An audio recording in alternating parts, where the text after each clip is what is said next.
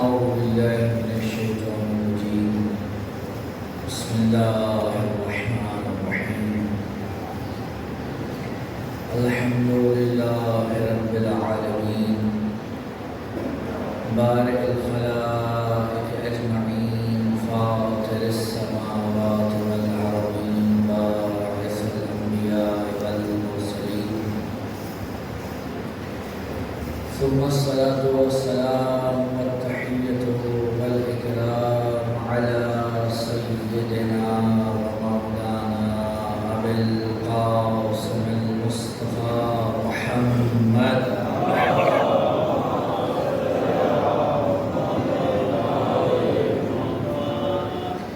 وعلى أهل البيت الطيبين الطاهرين المعصومين المظلومين المنتجبين المنتخبين ولعنة الله على أعدائهم أجمعين من الأولين والآخرين يا رب العالمين. أما بعد فقد قال سبحانه وتعالى في محكم كتابه المجيد فأعوذ بالله من الشيطان الرجيم. بسم الله الرحمن الرحيم. إنما يريد الله ليذهب عنكم الرجس أهل البيت ويطهركم تطهيرا.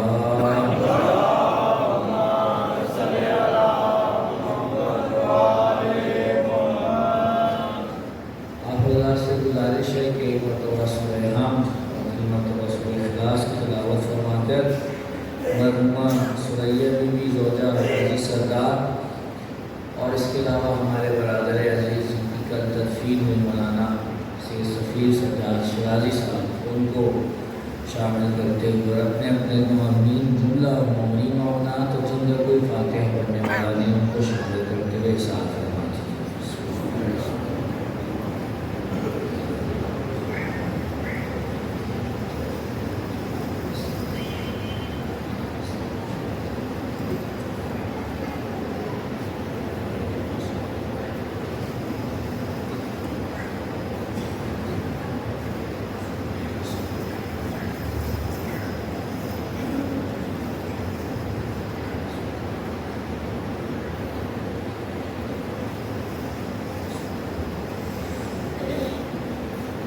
حاجات کی قبولیت کے لیے امام وقت کے ظہور متعجل کے لیے جہاں کہیں مومنین و مومنات آباد ہیں ان کی عزت مال جان معبود کی حفاظت کے لیے جو مومنین ان مجالس میں دام درہم سخن قدم حصہ لے رہے ہیں ان کی توفیقات میں اضافے اور ان مجالس کی قبولیت کے لیے بآواز بلند صلوات عنایت فرمائیں.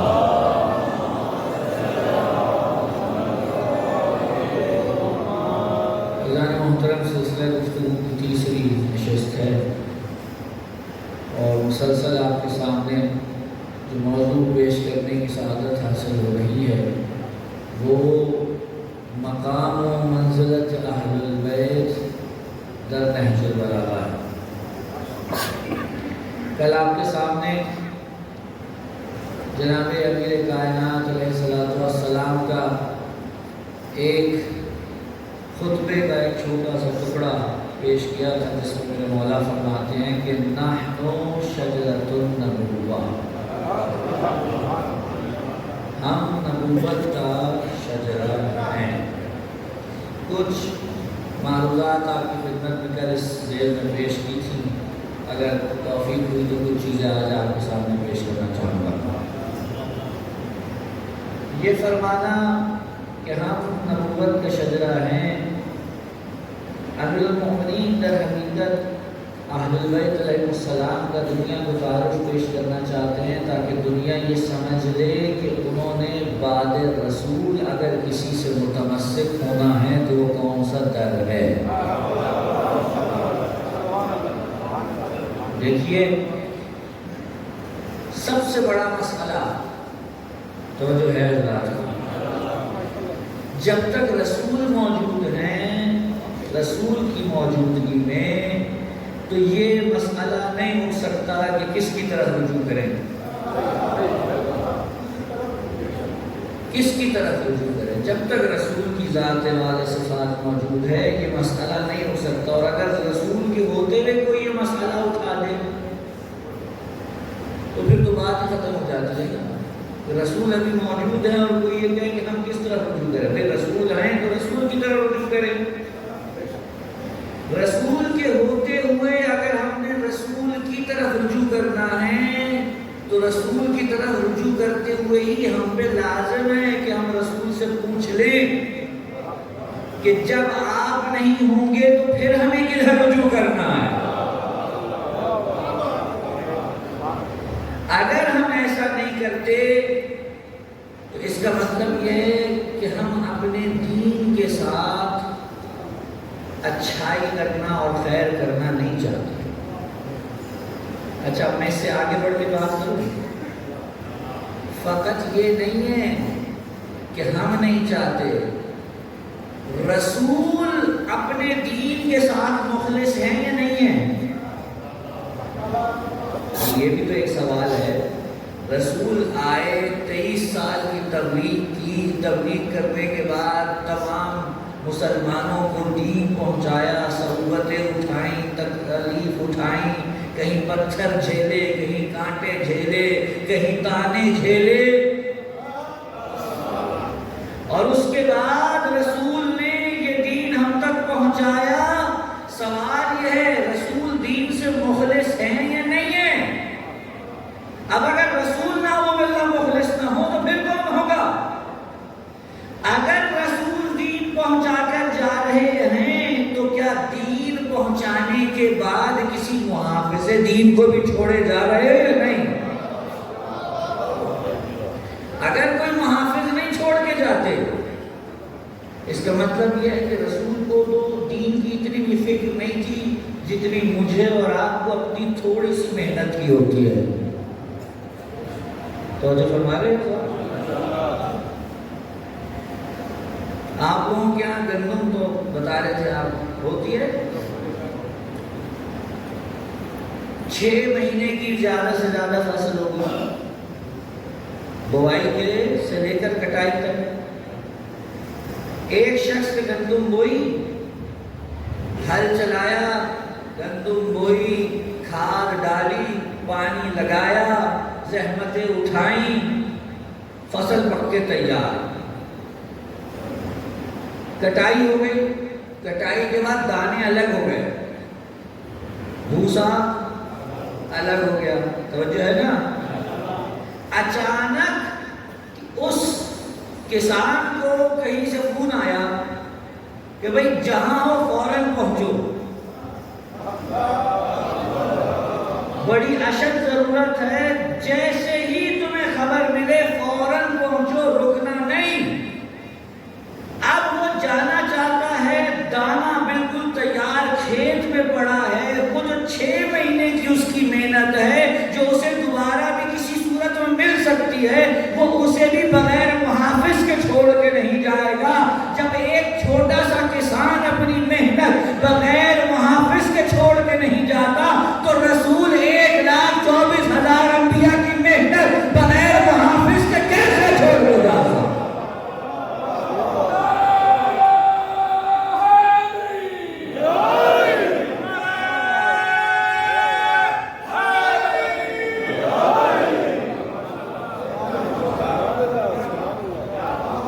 حضور دیکھیے حضرت آدم آئے تو حضرت آدم کو پتا تھا میرے بعد شیش نے آنا ہے.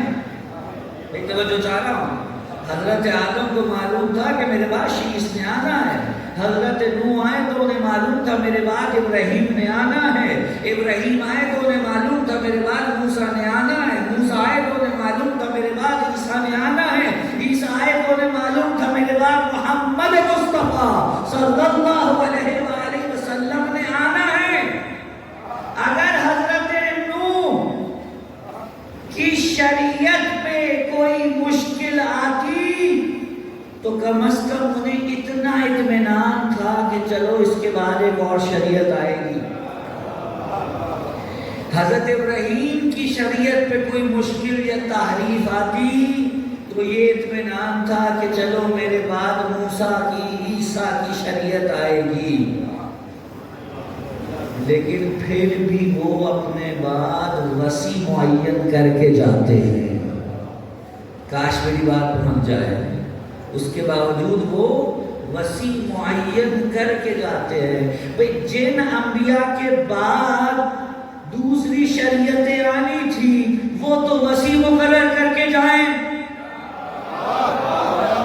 اور جس نبی کو پتا ہے کہ اب میرے بعد کوئی شریعت نہیں ہے وہ ایسے ہی چلا جائے.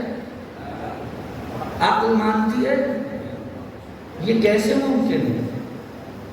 یعنی اتنا بڑا نبی, اتنا بڑا دین, یہ کہہ کے چھوڑ کے چلے جائے میرے بعد جس کو چاہے مرضی محافظ بنا لینا. نہیں, بات نہیں پہنچی.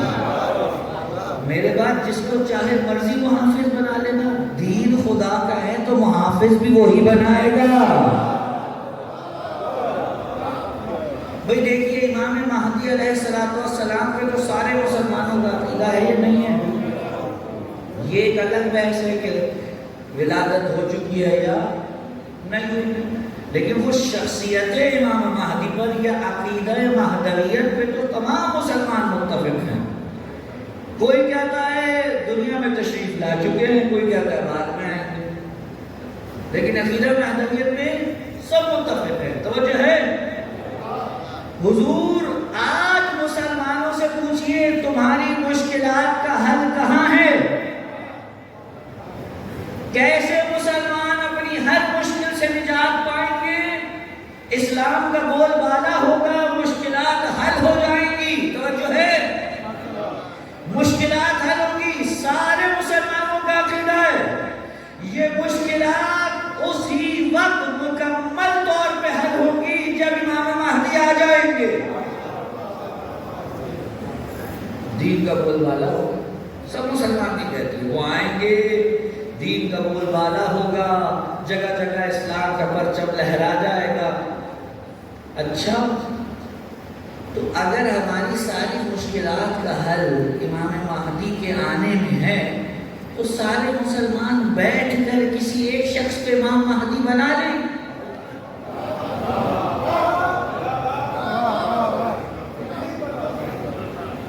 بنا لیجئے, کیوں نہیں بنا سکتے؟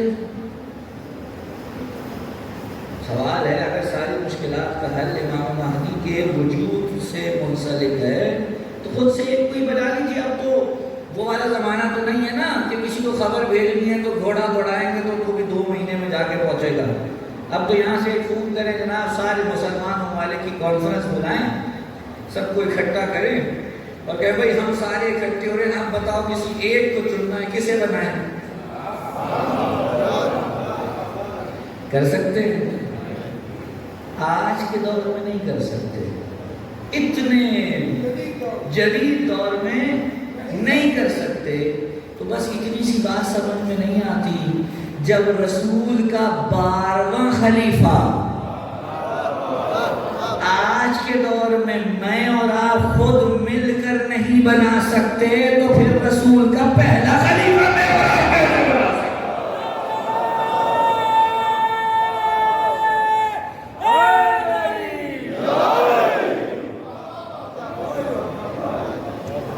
جب امام مہدی کو ہم خود نہیں بنا سکتے تو رسول کے فوراً بعد ضروری ہے اگر رسول اپنے دین سے مخلص ہیں کسی کو چھوڑ کے جائیں.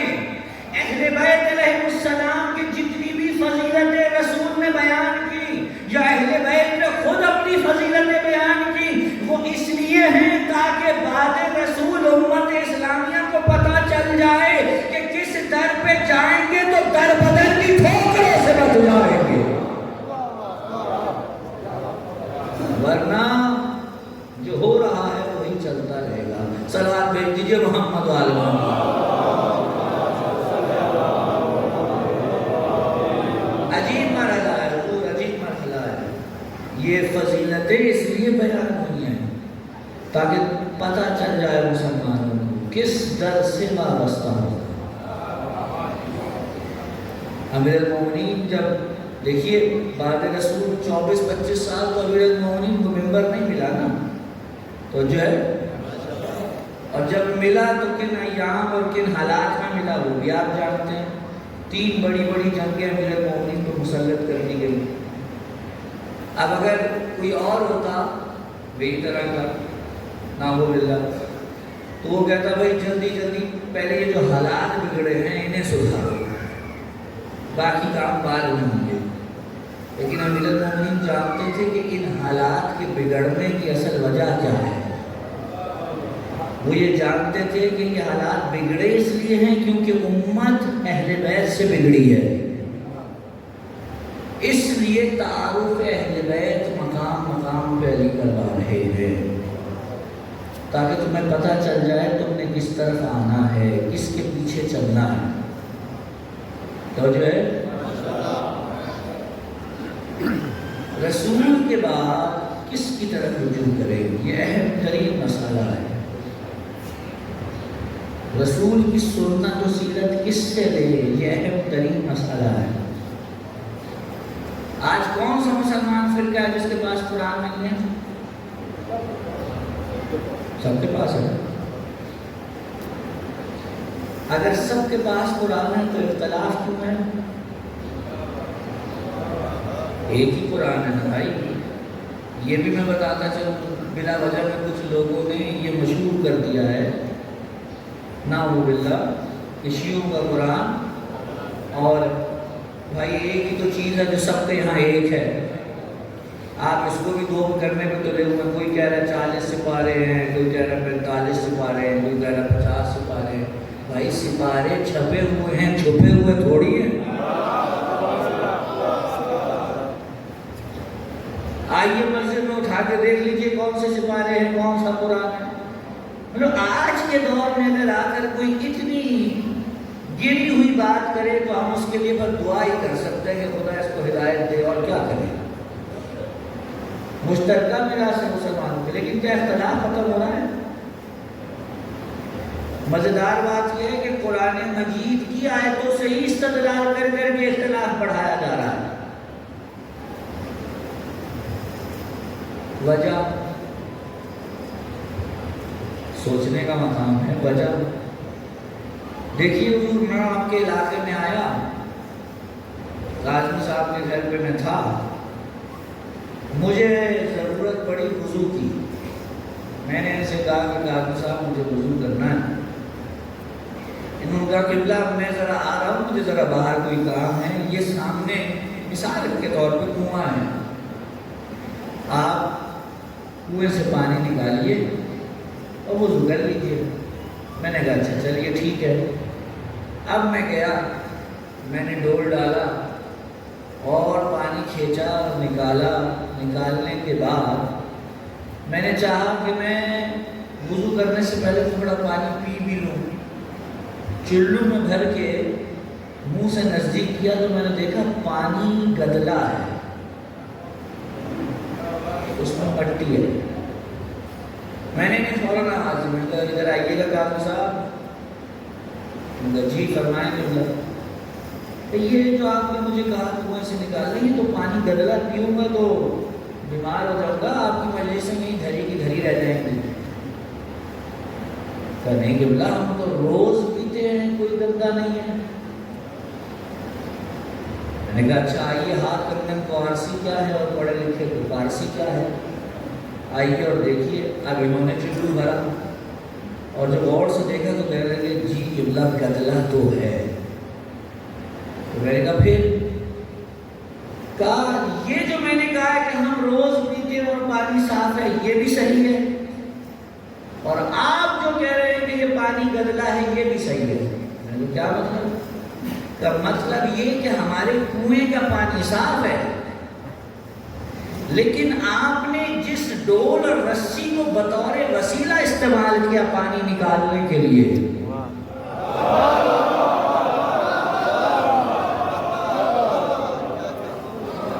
وہ ڈول اور رسی کیونکہ گندا اور کثیف تھا، لہذا اب جو صاف پانی تھا اسے بھی گندا کر دیا۔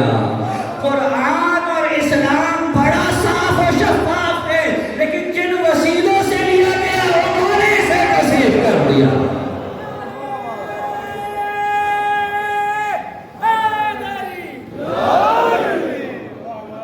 انہوں نے اسے گدلا اور کثیف کر دیا ہے۔ اس لیے ہم کہتے ہیں ضروری السلام کا تعارف ہو، تاکہ دنیا کو پتہ چلے کس طرح رخ کرنا ہے، کون ہے جو عالم اسلام کی مشکلات کا مداوع کر سکتا ہے۔ میں اسلام پہ چلنا چاہتا ہوں، کس کی طرف رجوع کروں؟ اس کی طرف، خدا کرے میرا جملہ پہنچ جائے، اس کی طرف جو یہ کہتا دکھائی دے کہ مجھے خود اپنے اوپر یقین نہیں ہے کہ میں سیدھی راہ پہ چلوں گا، یا اس کے پیچھے جو کہتا ہے کہ اگر میرے پیچھے چلو گے تو تمہیں بھٹکنے نہیں دوں گا۔ کس کے پیچھے؟ علی نے کہا ہم اہل بیت نبوت کون ہیں؟ شجرۃ النبوہ، ہم نبوت کا شجرہ ہیں، ہم صفات نبوت کے حامل ہیں، ہمارا جو گھر ہے وہ گھر ہے، ہمارا شجرہ جو ہے وہ شجرہ ہے جس کے لیے قرآن مجید میں ارشاد فرمایا تھا ضرب اللہ مثلا کلمۃ طیبۃ کشجرۃ طیبہ۔ اللہ کلمہ طیبہ کی مثال شجرہ طیبہ سے دیتا ہے۔ یہ شجرہ طیبہ کیا ہے؟ اصلها ثابت و فرعها فی السماء، اس کی جڑ بڑی محکم ہے، اور چونکہ جڑ محکم ہے اس لیے اس کی شاخیں آسمانوں میں پھیلی ہوئی ہیں، آسمانوں میں اس کی شاخیں پھیلی ہوئی ہیں۔ اب آپ سے میں سوال کروں، ابھی اسی موقع پہ سوال کر لیتا ہوں، مجھے بتائیے آپ نے کون سا ایسا درخت دیکھا ہے جس کی جڑ زمین میں ہو اور شاخیں آسمان میں پھیلی ہوں؟ اس آیت کی تفسیر میں جو گھوڑے دوڑائے ہیں مفسرین نے، یہ فلاں کا درخت ہے، یہ فلاں درخت ہے، یہ فلاں درخت ہے، خدا کے بندو، آیت خود بتا رہی ہے کہ یہاں زبان جو ہے وہ محاورے کی استعمال ہوئی ہے، استعارہ ہے، اس کو سمجھو۔ قرآن کہہ رہا ہے شجرہ طیبہ، کیا صفت ہے؟ پہلی صفت جڑ محکم مضبوط، شاخیں آسمانوں میں۔ تیسری صفت اللہ کے حکم سے یہ ہر موسم میں پھل دیتا ہے۔ توجہ ہے، کوئی درخت ایسا جو ہر موسم میں پھل دیتا ہو؟ جب رسول اللہ محمد مصطفیٰ صلی اللہ علیہ وآلہ وسلم سے پوچھا گیا آقا یہ کون سا درخت ہے؟ کہا یہ ہم اہل بیت نبوت ہیں، یہ ہم ہیں جو شجرہ طیبہ ہیں۔ کہا آقا تو یہ پھل کون سا ہے؟ کہا اس درخت پر جو پھل لگتا ہے، جو ہر موسم میں فائدہ دیتا ہے، وہ ہم اہل بیت کا علم ہے جو دنیا کو ہر موسم میں فائدہ دیتا ہے۔ صلوات پڑھیے محمد و آل محمد۔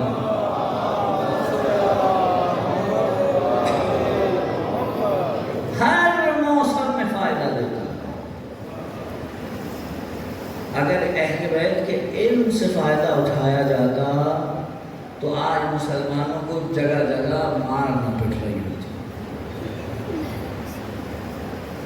آج آپ کے علاقے میں یقیناً بہت سے اساتید بھی رہتے ہوں گے نا، اسکول ہوں گے، اساتید ہوں گے۔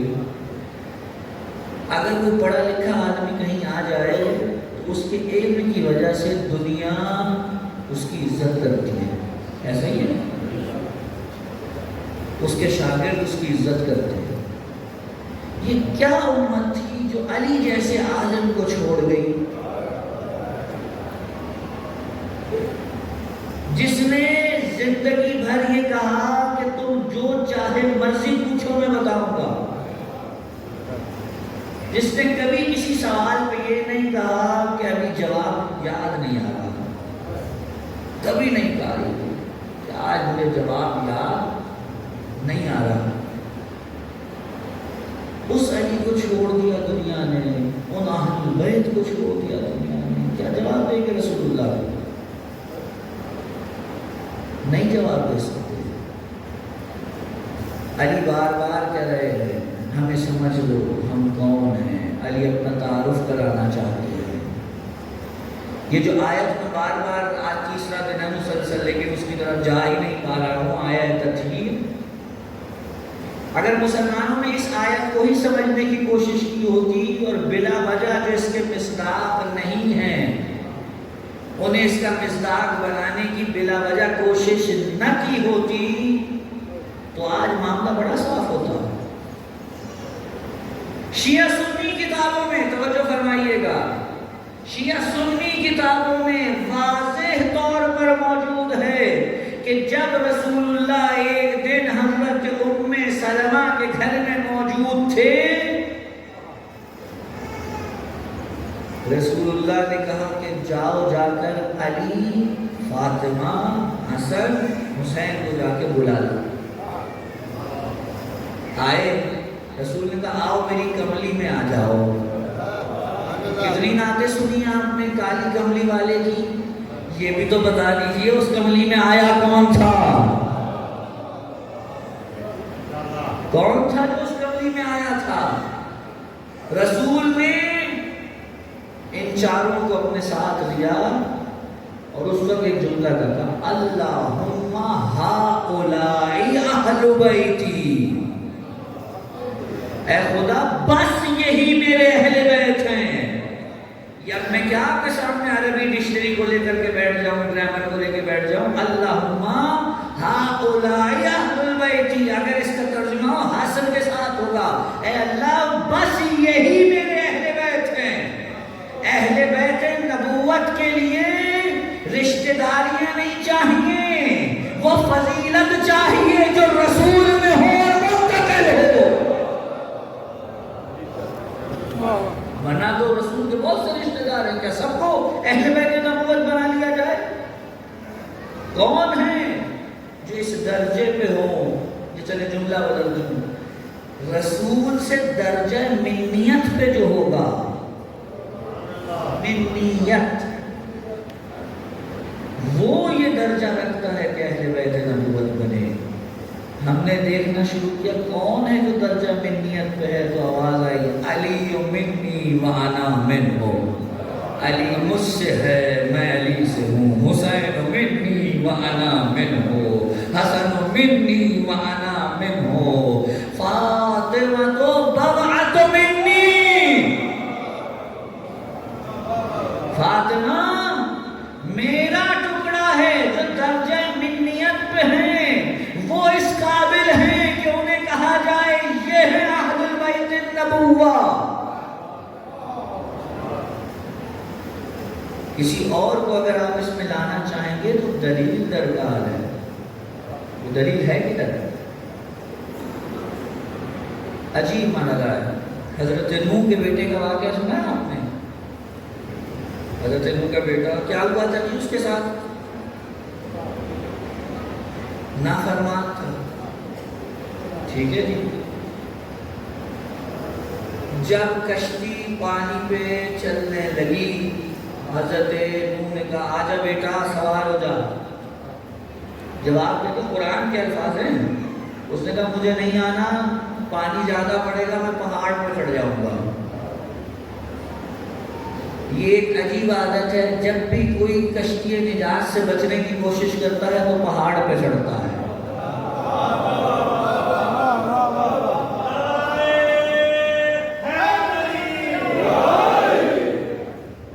حضرت نوح نے کیا کہا بیٹا آج پہاڑ تیری کوئی مدد نہیں کرے گا، کوئی مدد نہیں کرنے والا، جو کشتی نجات میں سوار ہوگا بس وہی بچے گا، اس کے علاوہ کوئی نہیں بچے گا۔ ڈوبنے لگا۔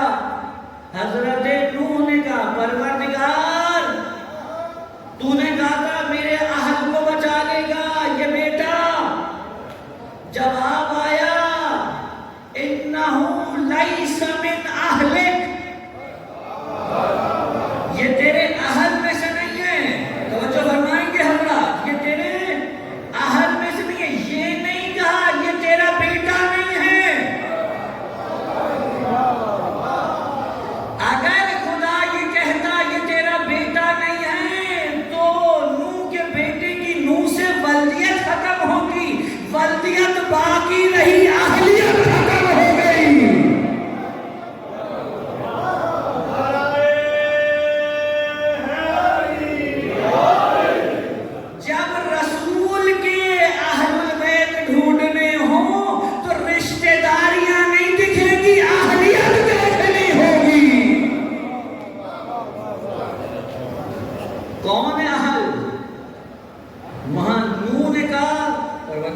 کہا خدا نے. اچھا دیکھیے حضور ایک بات میں بتا دوں, یہ سارے معاملات جو تقدس کے ہیں, جو احترام کے ہیں, یہ میرے اور آپ کے لیے ہیں.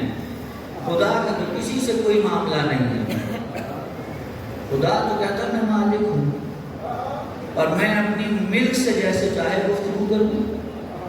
آپ دیکھیے نا حضرت آدم سے کیسے گفتگو کی ہے قرآن میں. میں اور آپ تصور نہیں کر سکتے کہ کسی نبی سے ایسی گفتگو کرے نعوذ باللہ. میرا اور آپ کا یہ کیلیبر نہیں ہے, لیکن خدا خالق ہے, وہ کر سکتا ہے. اسے حق پہنچتا ہے وہ ایسے گفتگو کرے. حضرت نوح سے کرے, حضرت ابراہیم سے کرے, حضرت آدم سے کرے, توجہ ہے کہ نہیں ہے, حتی رسول اللہ سے. رسول اللہ کے بارے میں جانتے ہیں قرآن میں کیا کہا خدا نے؟ کہ اے رسول, اگر تم ایک لمحے کے لیے بھی ہماری بات کو نہیں مانو گے تو ہم تمہاری شہرت کو جدا کر دیں گے. قرآن ہے. خدا کا کسی سے کوئی ڈھکا چھپا معاملہ نہیں ہے. خدا صاف بات کرتا ہے. جب نوح نے کہا پروردگار کہ یہ تیرے اہل میں سے نہیں ہے, اور جب رسول نے کچھ لوگوں کو جمع کر کے چادر میں کہا اللہم ہؤلاء اہل البیت, تو خدا نے کیا کہا؟ یہ نہیں کہا یہ نہیں ہے. ادھر سے آیا تطہیر بیچ کر مہر تصدیق ثبت کر دی کہ آج جو چادر میں ہے وہ رسول کے اہل بھی ہے.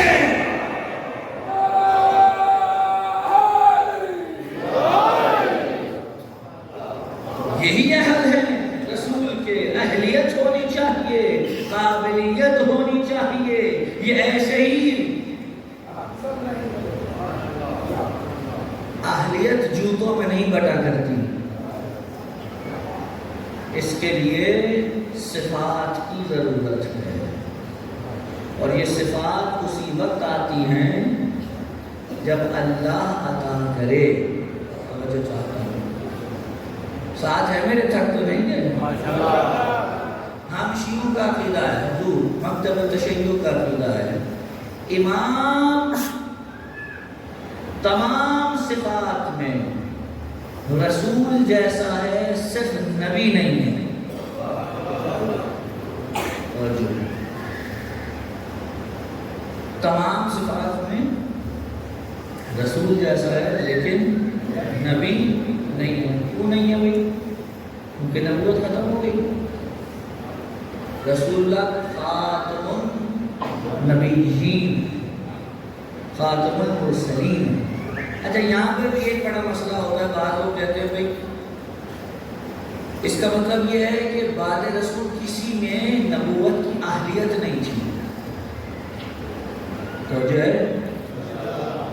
نبوت اس کی ختم ہوئی کہ اہلیت نہیں تھی. اگر ہوتی تو نبوت ہوتی.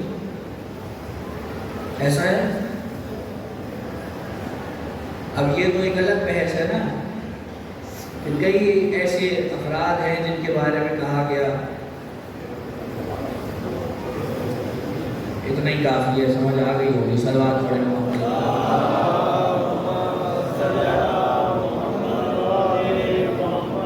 ٹھیک ہے نا جی. سوال یہ پیدا ہوتا ہے کہ کوئی اہلیت رکھتا تھا بعد رسول یا نہیں. دیکھیے اب مجھے نہیں پتا آپ کے علاقے سے بارڈر کتنا دور ہے ہندوستان کا. بہت دور ہے. اچھا بزرگان تشریف فرمائیں, ان میں سے کسی سے پوچھیے جب 71 کی جنگ ہوئی تھی تو وہ جب جنگ ہوئی تھی تو جو فوج تھی اس کی مختلف بٹالینز انہیں مراکز سے نکال کر بارڈر پہ اور کچھ شہروں کے درمیان جگہ مختلف بنا کر مقیم کیا گیا تھا کہ جب بھی ضرورت پڑے فوراً یہ اپنا کام کرے. جب کوئی بٹالین کہیں لائی جاتی تھی اور کسی جگہ اسے بسایا جاتا تھا تو بسانے کے بعد اس جگہ کا کسی کو انچارج بنا دیا جاتا ہے. توجہ فرمائیں. یعنی مثال کے طور پہ یہ 500 بندے اگر یہاں ہیں تو ان 500 بندوں کا کوئی ایک انچارج ہوگا, ان کا ہیڈ ہوگا. اب جنگ ختم ہو گئی جناب. جیسے ہی جنگ ختم ہوئی تو وہ جو عارضی طور پہ چھاؤنیاں بنائی گئی تھیں وہ بھی ختم ہو گئی. اب جیسے ہی چھاؤنی ختم ہوئی تو جسے انچارج بنایا گیا تھا، کیا میں یہ کہہ سکتا ہوں کہ اب اس میں قابلیت نہیں رہی؟ بھئی توجہ فرما رہے ہیں؟ جسے انچارج بنایا گیا تھا چھاؤنی کا، جنگ ختم ہونے کے بعد جب چھاؤنی کو ہٹایا گیا تو میں کہوں چونکہ اس میں قابلیت اب نہ رہی اس لیے چھاؤنی ختم کر دی کا نہیں، چونکہ اب ضرورت نہیں رہی اس لیے چھاؤنی ختم کی جا رہی ہے، اس لیے نہیں کہ اب قابلیت نہیں رہی. رسول اللہ پر نبوت اس لیے ختم ہوئی ہے کہ اب ضرورت نہیں رہی، کیونکہ قرآن نے کہہ دیا دین کامل ہو گیا، نعمت تمام ہو گئی، اب نئے دین اور شریعت کی ضرورت نہیں ہے. ایسا نہیں ہے کہ قابلیت بھی ختم ہو گئی، علی میں قابلیت ہے مگر ضرورت ختم ہو گئی.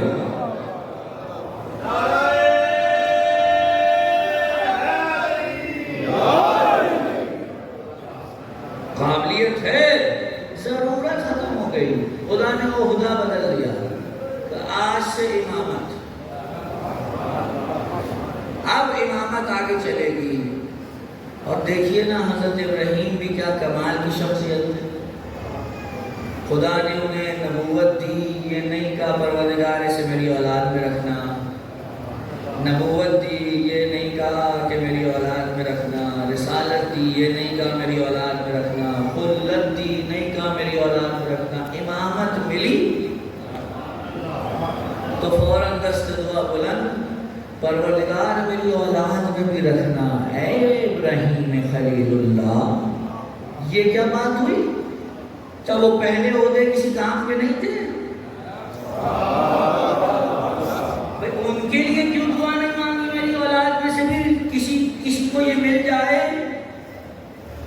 تو بعید نہیں جواب آئے، تم جو نہیں دیکھ رہے میں وہ بھی دیکھ رہا ہوں. ایک وقت آئے گا نبوت ختم ہو جائے گی، رسالت ختم ہو جائے گی، لیکن امامت نے تو تا قیام قیامت جانا ہے.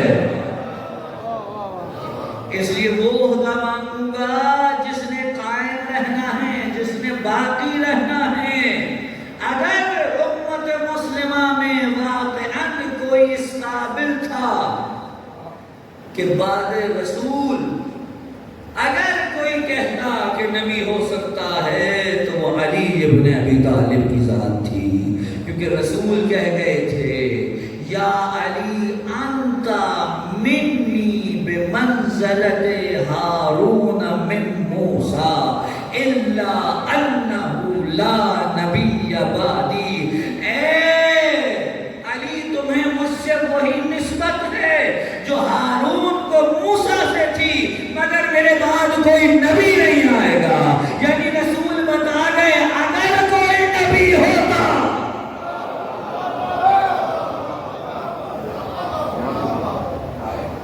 واضح ہے. صحیح بخاری اور مسلم میں نقل ہوئی ہے حضور کی حدیث. یہ کوئی ڈھکی چھپی حدیث نہیں ہے. کیوں کہا ہارون؟ توجہ فرمائیں، کیوں کہا ہارون؟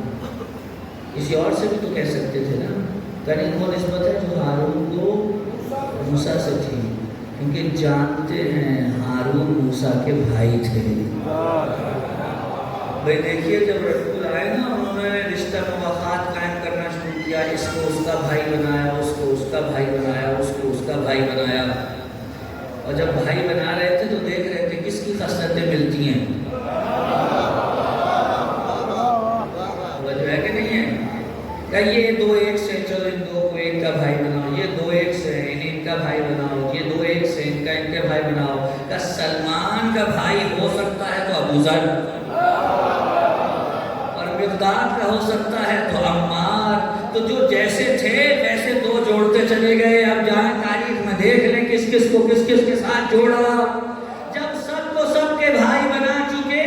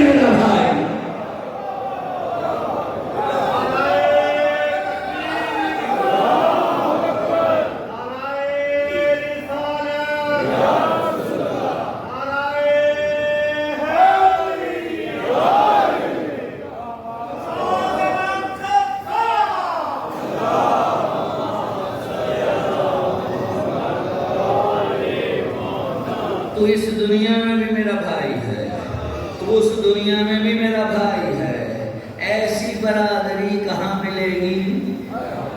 کوئی ڈھونڈ کے تو لائے، ہم بھی دیکھیں کس میں اتنا دم ہے۔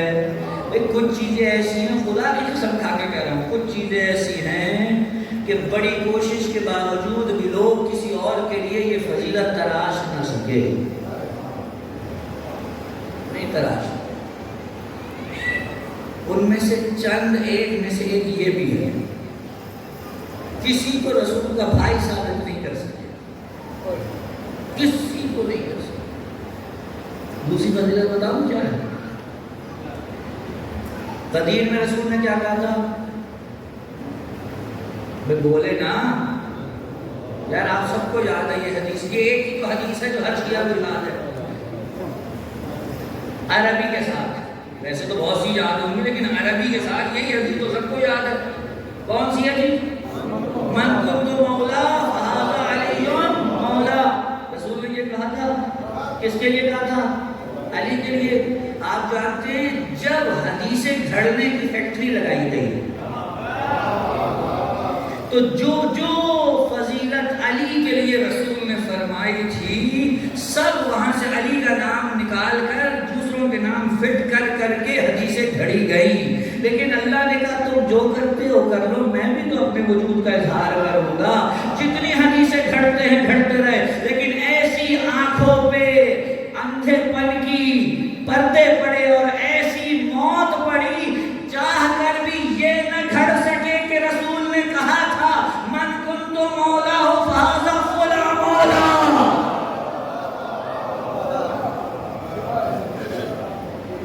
کہیں نہیں ملے، جھوٹی کیا سچی کیا کچھ نہیں، یہ ایسا مقام کوئی ہے ہی نہیں۔ علی یہاں بغیر شرکت غیرے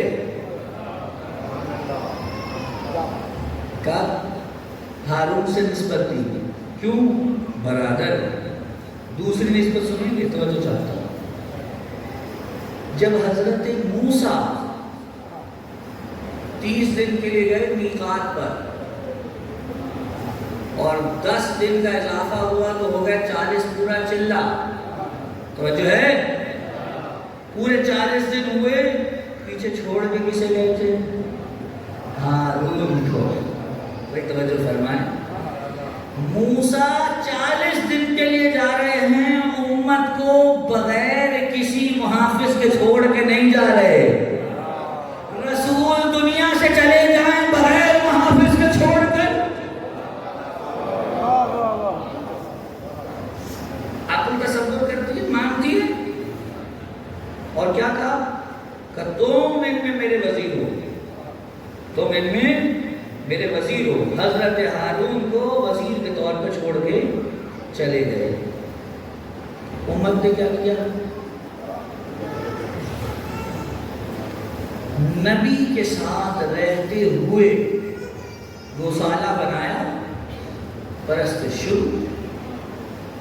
انہیں موسیٰ اور ہارون کا اللہ پسند نہیں تھا، انہیں سامری کا خدا پسند تھا۔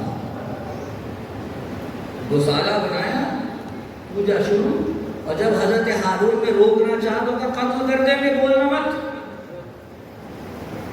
خدا کرے میرا یہ جملہ پہنچ جائے، میری کچھ مجبوریاں ہیں جس کی وجہ سے میں بہت دبے لفظوں میں کہنے جا رہا ہوں۔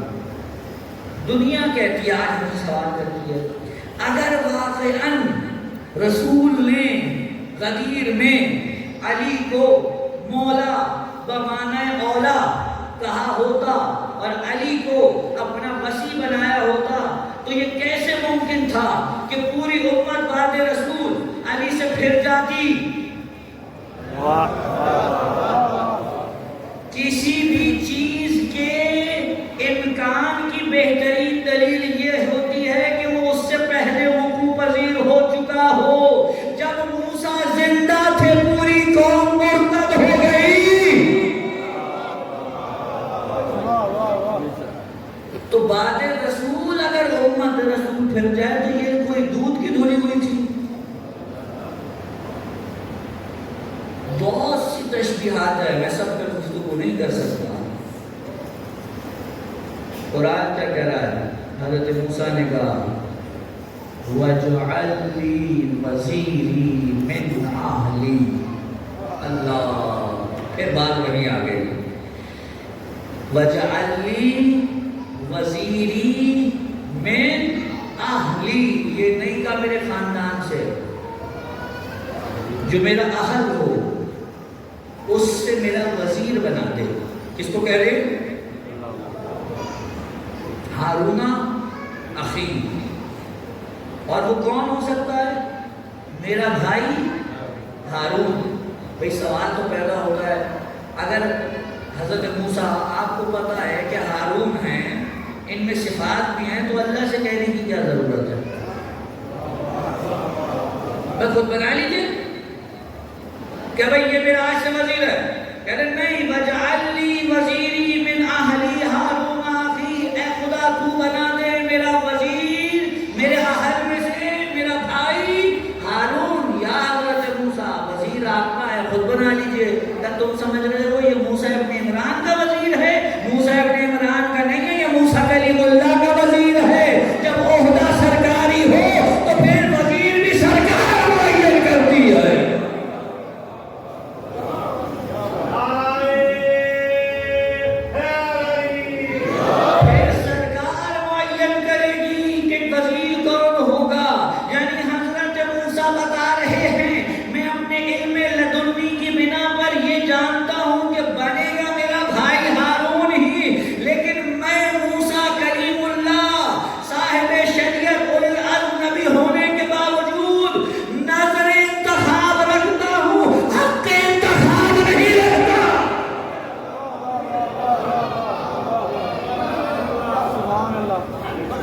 انتخاب اس کا ہے، اور خدا کا کتنا شکر ہے، ہم نے تو ہمیشہ سے یہ کہا ہم مانیں گے تو خدا کے بنائے ہوئے کو، ہمیں انسانوں کا بنایا ہوا نہیں چاہیے، ہم مانیں گے تو خدا کے بنائے ہوئے کو۔ کیوں؟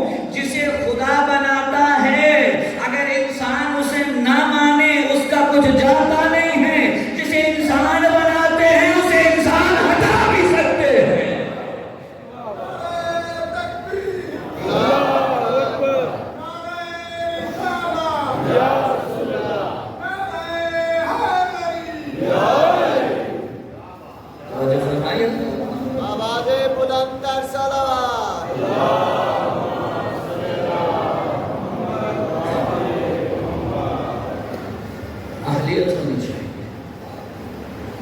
بہت سی باتیں تھی رہ گئی، کل انشاءاللہ آگے بڑھیں۔ عجیب مرحلہ ہے، کس طرح سے تعارف کراتے چلے جا رہے ہیں رسول، ائمہ، امیر المومنین علیہ السلام، لیکن دنیا نے نہیں ماننی تھی، نہیں مانی۔ دیکھیے اختیار تو سلب نہیں کرتا نہ خدا، نہ امام، نہ رسول، اپنے اختیار سے کرو جو ماننا ہے تاکہ تمہیں جزا اور سزا ملے، ٹھیک ہے نا؟ کربلا کے میدان میں بھی ایسے ہی تھا، کربلا کے میدان میں بھی ایسے ہی تھا۔ حسین چاہتے تو کیا نہیں کر سکتے تھے، اگر صرف دعا کے لیے ہاتھ ہی اٹھا دیتے تو سامنے والوں کی ایک چیخ تک باقی نہ رہتی، لیکن حسین نے کہا نہیں پروردگار، اختیار نہیں سلب کرتا، کوئی اپنی مرضی سے آنا چاہے تو آ جائے اور نہیں آتا تو نہ آئے، اور جس نے اپنی مرضی سے آنے کا سوچا وہ تھا جسے حسین نے یہ سند دی، تو دنیا میں بھی حر تھا، آخرت میں بھی حر ہے۔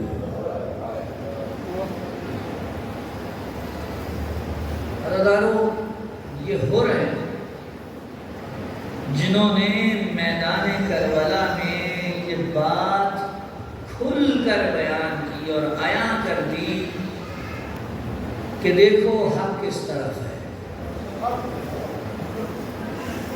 اس کا یہ مطلب نہیں ہے، مجھے چاہوں گا کہ حر کے آنے کی وجہ سے ہمیں یہ پتا چلا کہ حق کدھر ہے، نہیں، اب تو حسین کے ساتھ تھا، لیکن حر کے آنے نے بتایا دیکھو اگر حسین کی طرف سے کوئی ادھر جاتا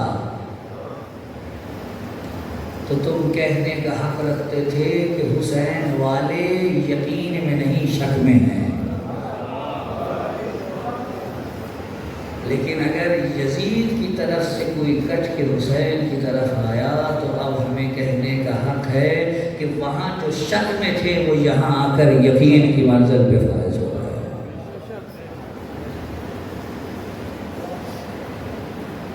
جانتے ہیں نا، اور سے بڑا تو کوئی گناہ گار نہیں تھا امام حسین کے سارے قصے میں، لے کے آنے والے کرولا میں ہو تو ہیں، لیکن یہ حسین کریم کا در ہے۔ اور حر کے واقعے میں ہم بتایا تم جتنے بھی گناہ گار ہو، اگر تمہیں حسین کا دروازہ کھٹکھٹانا آتا ہے تو حسین تمہیں بارگاہ خدا سے بخشش لے کے دے سکتا ہے۔ شرط یہ ہے کہ حسین کا دروازہ کھٹکھٹانا آتا ہو۔ ایک منزل آئی، امام حسین نے حضرت عباس کو بلا کے کہا عباس ایک کام تو کرو، آقا حکم دیجیے۔ کہا یہ جو پانی کا ذخیرہ اب آنے والا ہے نا، جتنے بھی مشکیزیں ہیں سارے مشکیزیں بھر دو، سارے مشکیزیں بھر دو، سب مشکیزیں بھر دو، اونٹوں پہ مشکیزیں لدے ہوئے۔ تھوڑا آگے گئے تو سامنے سے ایک لشکر آتا دکھائی دیا۔ امام کے کچھ صحابی دوڑے گئے، دیکھیں کون آ رہا ہے۔ واپس آ کے کہا آقا کوفے سے 1000 افراد کا لشکر ہے اور ان کی جو کمان ہے وہ حر کے ہاتھ میں ہے، بہت پیاسے ہیں، اگر آپ حکم دیں تو ہم ان پر حملہ کریں، یہ ہمارا مقابلہ نہیں کر سکتے، ہاپ رہے ہیں پیاس کی وجہ سے، ان کی جانوروں سے نہیں چلا جا رہا، یہ ہمارا کیا مقابلہ کریں گے۔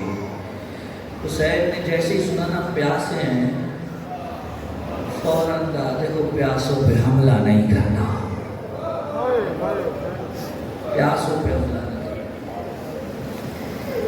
قریب آئے اور کے لشکر والے، سلام ہوا، حسین نے یہ پوچھا ہی نہیں کہ کیوں آئے ہو، حسین نے کچھ نہیں پوچھا، کہا عباس انہیں پانی پلاؤ، انہیں پانی پلاؤ، صرف انہیں نہیں ان کے جانوروں کو پلاؤ، ان کے گھوڑوں کو پلاؤ۔ عباس نے مشکیزیں اتارے، پلانا شروع کیا۔ خود لشکر حر کا ایک شخص ہے، کہتا ہے میں اتنا پیاسا تھا کہ مجھے نظر نہیں آ رہا تھا، اگر مجھے پانی نہ ملتا میری موت ہو جاتی۔ جب حسین نے کہا نا پانی پیو، لوگ دوڑے گئے، مشکیزیں اٹھا کر پینا شروع کیا۔ ایک چھوٹا سا مشکیزہ میرے ہاتھ میں بھی آیا، اتنی قوت نہیں تھی کہ اس مشکیزے کا بند کھول لوں، میں ہاتھ میں اٹھانا چاہتا تھا وہ گر جاتا تھا۔ اتنے میں کیا دیکھا، حسین اپنی جگہ سے کھڑے ہوئے، اپنے ہاتھ سے مشکیزے کا منہ کھولا اور میرے منہ میں پانی ڈال کے ڈالے، بھائی پانی پی لے۔ اہل کوفہ حسین نے تمہیں کیسے پانی پلایا، اور یہی حسین 3 دن کا بھوکا پیاسا مارا جائے گا۔ عزادارو، اور حسین کا لشکر لے کر کربلا کے میدان میں پہنچ گئے۔ 2 محرم گزری، 3 محرم گزری، 7 کو پانی بند ہو گیا۔ عزادارو، اب اس کے بعد شب عاشور آئی تو ابن سعد نے حکم دے دیا کہ کل ہم حسین کو قتل کر دیں گے۔ یہ جملہ سنانا اب حر سے برداشت نہیں ہو رہا۔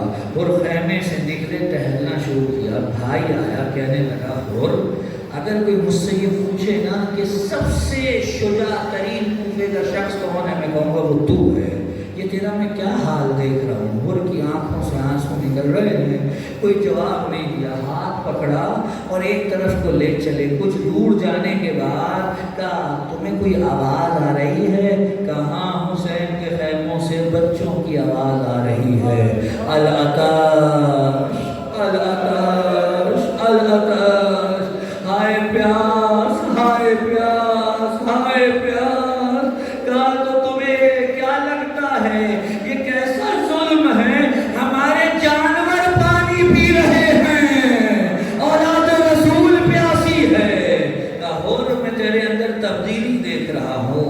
کہا کیسے نہ آئے مجھ میں تبدیلی، میں اپنے آپ جنت اور جہنم کے بیچ پاتا ہوں، اور کوئی بھی عقل مند جنت کو چھوڑ کے جہنم میں نہیں جائے گا۔ تو کہا پھر کیا فیصلہ کیا؟ کہا صبح کو حسین کے لشکر سے جا ملوں گا۔ عزادارو یہاں اذان علی اکبر ہوئی، وہاں حر نے تیاری پکڑی، جانے لگے، جاتے جاتے اپنے غلام سے کہا اے غلام میں تجھے آزاد کرتا ہوں۔ غلام پیروں میں گر گیا، کہنے لگا آقا یہ کیا بات ہوئی؟ جب تک جہنم میں تھے ساتھ رکھا، اب جب جنت کی طرف چلے تو چھوڑے جا رہے ہو؟ میں بھی ساتھ چلوں گا۔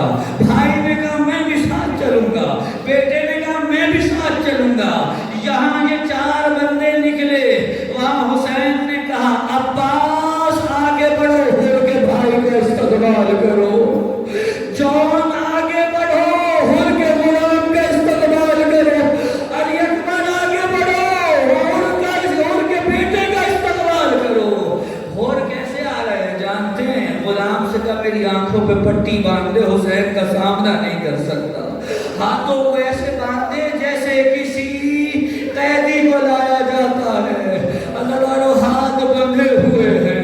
حر کو لے کر آئے، غلام نے کہا آقا حسین ابن علی سامنے ہیں، بس یہ جملہ سنا، حر نے خود کو حسین کے قدموں پہ گرایا، کہا آقا کیا معافی مل سکتی ہے؟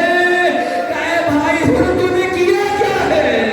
حسین نے سینے سے لگا دیا، اجرکم اللہ، حسین نے سینے سے لگایا۔